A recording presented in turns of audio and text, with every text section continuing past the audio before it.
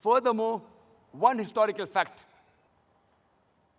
that the Prophet was illiterate is sufficient to dispel all these theories that he copied from somewhere else.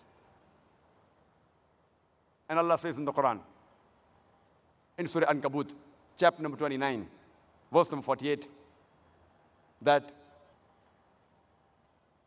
you were not able to recite any book before this book came, nor were you able to transcribe any other book before this.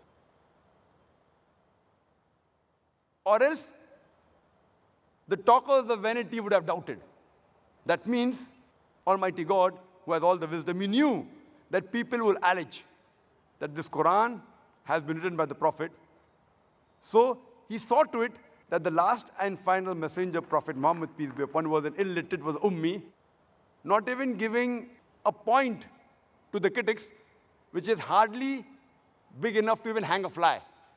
Allah is not even giving a small chance to the talkers of vanity, even giving the slightest excuse that someone would say that the Prophet wrote the Quran.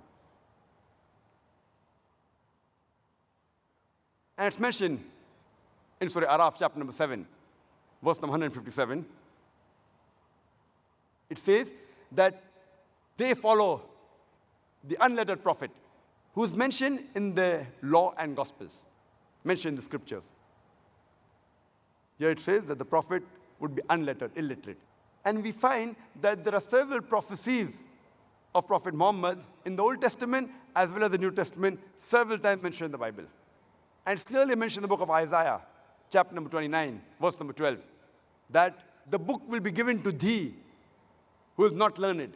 And when it will be said to him, pray, read this, he will say, I am not learned.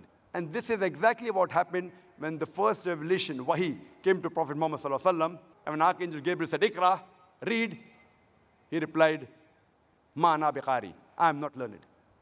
So surely the Prophet, being an illiterate, could not have copied from somewhere else.